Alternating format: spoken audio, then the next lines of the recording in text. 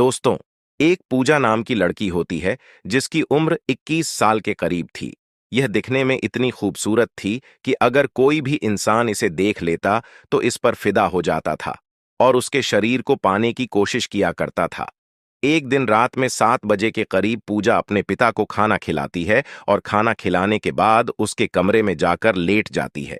फिर रात के 9 बजे के करीब उसके पिता अपने कमरे में सोने के लिए जाते हैं तो अपने बिस्तर पर अपनी बेटी को लेटा हुआ देखते हैं। फिर उससे पूछने लगते हैं कि बेटा, क्या हुआ है? तुम्हारी तबीयत तो ठीक है ना? फिर पूजा अपने पिता से कहती है कि पिताजी, मेरी तबीयत थोड़ी खराब है और आज मुझे डर भी लग रहा है। आज मेरा मन कर रहा है कि मैं यहीं पर सो जाऊं। फिर उसके पिता कहते हैं कि ठीक है बेटा, कोई दिक्कत नहीं है, आप यहीं पर सो जाइए। फिर यह दोनों एक साथ एक ही बिस्तर पर सो जाते हैं। अब आधी रात का समय गुजर जाता है। रात के 12 के करीब पूजा अपने पिता को स्पर्श करना शुरू कर देती है। वह इतने अच्छे तरीके से स्पर्श करती है कि उसके पिता की भी आंख खुल जाती है। अब पूजा यह भूल जाती है कि यह मेरे पिता है। उसके पिता भी यह भूल जाता है कि यह मेरी बेटी है। दोस्तों, उस रात इन दोनों के साथ कुछ ऐसा हो जाता है जिसकी हम कल्पना भी नहीं कर सकते हैं। अब इस तरीके से दोस्तों 6 महीने का समय गुजर जाता है। 6 महीने के बाद जब इस बात का आस पड़ोस के लोगों को पता लगता है, आस पास के क्षेत्र में पता लगता है, सोशल मीडिया और अखबारों के माध्यम से जब लोगों को पता लगता है, तो लोग यह सोचने पर मजबूर हो जाते हैं कि आखिर यह कैसे हो सकता है। फिर पूजा नाम की जो लड़की होती है, यह एक ऐसा कदम उठाती है जो हम सोच भी नहीं सकते हैं। आज की इस घटना को सुनने के बाद शायद आप लोगों को भी बड़ी हैरानी होगी, परेशानी होगी। इसीलिए इस वीडियो में आप अंत तक बने रहिएगा, क्योंकि इस घटना से आपको एक बहुत बड़ी सीख मिलने वाली है। बाकी दोस्तों, हमारी आप लोगों से एक छोटी सी रिक्वेस्ट है, वीडियो को लाइक करके चैनल को सब्सक्राइब कर लीजिए और जितने भी दोस्त हमारी इस वीडियो को जहां से भी देख रहे हैं, वो कमेंट में अपना नाम और अपनी सिटी का नाम जरूर लिखें, ताकि अगली वीडियो में आपके नाम हम ले सकें। और हाँ, जिन भाइयों ने पिछली वीडियो में कमेंट किया था, उनके नाम हम आगे लेंगे। चलिए दोस्तों, शुरू करते हैं और बताते हैं कि आखिर पूरा मामला है क्या। दरअसल दोस्तों, यह सच्ची घटना उत्तर प्रदेश के अयोध्या जिले की है। अयोध्या जिले के अंतर्गत एक गांव में एक छोटा सा परिवार रहता था, जिसमें एक 45 साल का व्यक्ति था। उनके के 3 बच्चे थे। सबसे बड़ी बेटी का नाम पूजा था। इसकी उम्र 21 साल की करीब थी। उससे छोटी बेटी 15 साल की थी और उससे छोटा बेटा 10 साल का था। उस व्यक्ति की पत्नी का 2 साल पहले ही एक बीमारी के चलते देहांत हो जाता है। वो खेती किसानी करके अपने परिवार का पालन पोषण किया करता था। इनके परिवार में किसी तरह की कोई दिक्कत परेशानी नहीं थी। उस व्यक्ति को अगर कमी थी तो एक औरत की कमी थी। उसको औरत की कमी सताने लगी थी। इसीलिए वो अपने कई दोस्तों से और रिश्तेदारों से कहा था कि वह शादी करना चाहता है और एक ऐसी औरत से शादी करना चाहता है जो उसके बच्चों का परवरिश कर सके, उनका ख्याल रख सके और मेरा भी ख्याल रख सके। अब पूजा के पिता ने जिन जिन लोगों से कहा था, वह लोग ऐसी औरत की तलाश करना शुरू कर देते हैं। दोस्तों, एक दिन पूजा यानी उनकी जो बड़ी बेटी होती है, उसको पता लग जाता है कि उसके पिता दूसरी शादी करना चाहते हैं। अब पूजा बड़ी चिंतित हो जाती है और वो ये सोचने लगती है कि जो हमारी सौतेली माँ आएगी, वह हमारे साथ कैसा व्यवहार करेगी, वह हमें खुश रख पाएगी कि नहीं, हमारी परवरिश भी कर पाएगी या नहीं कर पाएगी। अब उसे काफी चिंता सताने लगी थी। वह यही सोच रही थी कि आखिर होगा तो क्या होगा। दोस्तों, पूजा ग्रेजुएशन की पढ़ाई कर रही थी। एक दिन वह अपने कॉलेज जाती है और वहां पर अपनी एक दोस्त शालू से जाकर मिलती है और उससे कहती है कि तू तो जानती है, मेरी माँ का 2 साल पहले एक बीमारी के चलते देहांत हो चुका है। अब मेरे पिता दूसरी शादी करना चाहते हैं। जो हमारी सौतेली माँ आएगी, वह हमारे साथ कैसा व्यवहार करेगी, अच्छा करेगी या फिर बुरा करेगी, ये मैं कह नहीं पाऊंगी। मेरे 2 छोटे छोटे भाई बहन हैं। मुझे उनकी काफी चिंता सता रही है। अब मैं समझ नहीं पा रही हूं, आखिर करूं तो क्या करूं। फिर शालू जब उसकी यह बात सुनती है तो पूजा को समझाती है कि देख, तेरे जो पिता है वो ना तो तुझसे प्यार करते हैं और ना ही तेरे भाई बहन से प्यार करते हैं। उनके मन में काम वासना जागी हुई है, वह सिर्फ औरत से प्यार करते हैं और इसीलिए वह दूसरी शादी करना चाहते हैं और अपनी काम वासना को शांत करना चाहते हैं।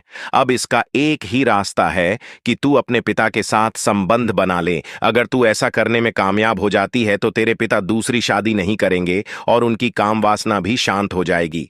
अब पूजा के दिमाग में यह बात सेट हो जाती है और वह यही सोचने लगती है कि वह ऐसा काम अपने पिता के साथ करेगी तो करेगी। दोस्तों, एक दिन शाम के 7 बजे का समय होता है। पूजा अपने पिता को खाना खिलाती है और खाना खिलाने के बाद अपने पिता के कमरे में जाकर लेट जाती है।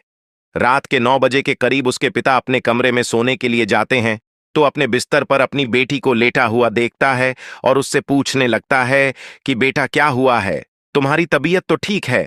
फिर पूजा अपने पिता से कहती है कि पिताजी, मेरी तबीयत खराब है, आज मुझे डर भी लग रहा है और आज मैं यहीं पर सोना चाहती हूं, आपके साथ सोना चाहती हूं। फिर उसके पिता कहते हैं कि ठीक है बेटा, कोई दिक्कत नहीं है, आप यहीं पर सो जाइए। फिर यह दोनों एक ही बिस्तर पर सो जाते हैं। दोस्तों, इस तरीके से आधी रात का समय गुजर जाता है। रात के 12 बजे के करीब पूजा अपने पिता को छूना शुरू कर देती है। धीरे धीरे उसके पिता की भी आंख खुल जाती है। अब पूजा यह भूल जाती है कि यह मेरे पिता हैं और उसके पिता यह भूल जाते हैं कि यह मेरी बेटी है। अब धीरे धीरे करके यह दोनों एक एक करके अपने कपड़े उतार देते हैं और पूरे निर्वस्त्र हो जाते हैं और थोड़ी देर के बाद एक दूसरे के साथ संबंध बनाने लगते हैं।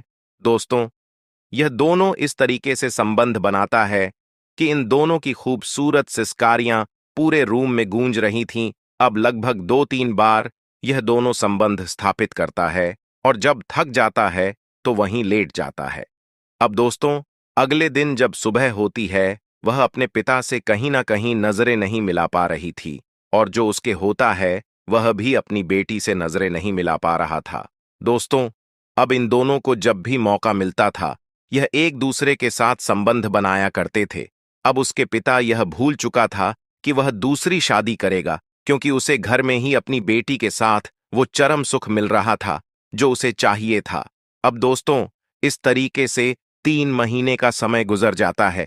3 महीने के बाद कहीं ना कहीं जो पूजा होती है वह प्रेग्नेंट हो जाती है।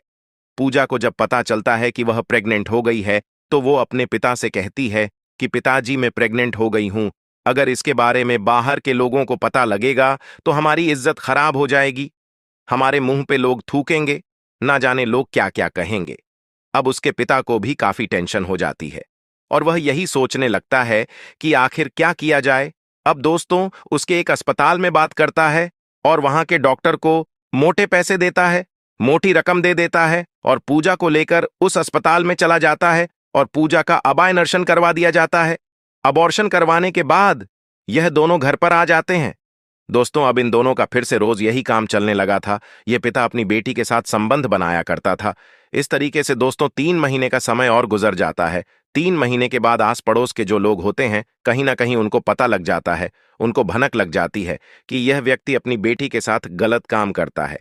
धीरे धीरे यह बात पूरी कॉलोनी में फैल जाती है और उड़ती उड़ती बात पूजा को भी पता लग जाती है कि आस पड़ोस के जो लोग हैं उनको पता लग चुका है मेरे और मेरे पिता के बारे में। अब पूजा को काफी टेंशन सताने लगी थी, उसको काफी चिंता हो रही थी। वह सोच रही थी कि अब मेरे पिता की इज्जत खराब हो जाएगी, मेरी भी इज्जत खराब हो जाएगी, लोग हमारे ऊपर थू थू करेंगे। अब दोस्तों, पूजा एक गलत कदम उठाती है। पूजा अपने कमरे में जाती है और पंखे से लटक कर अपनी जान दे देती है। थोड़ी देर के बाद उसके पिता घर पे आता है और दरवाजा तोड़ के जब देखता है तो उसकी बेटी फंदे पर लटकी हुई थी। उसके पिता यह सब देखकर रोने लगता है, चिल्लाने लगता है।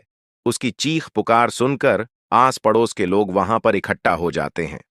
अब आस पड़ोस के लोगों को तो पता था कि यह व्यक्ति अपनी बेटी के साथ गलत काम करता था, इसीलिए वह पुलिस को बुला लेते हैं और थोड़ी देर के बाद पुलिस भी वहां पर पहुंच जाती है।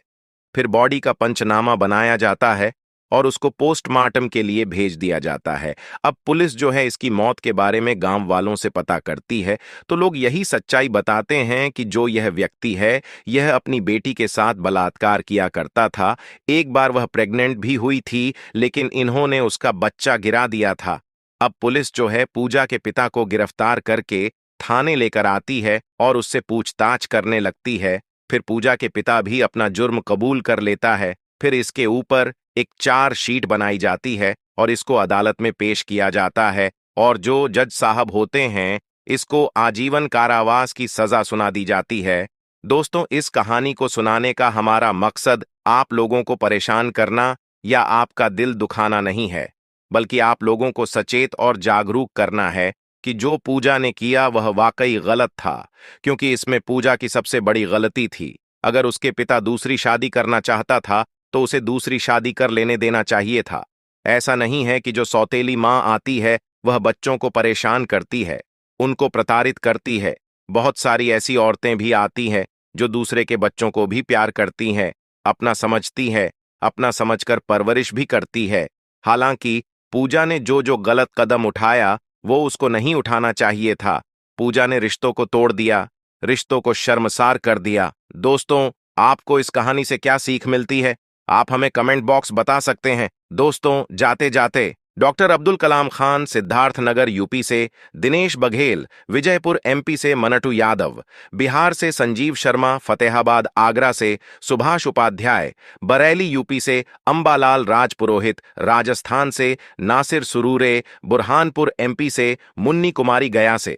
दोस्तों, मिलेंगे फिर एक नई वीडियो में। आप अपना और अपनों का ख्याल रखें।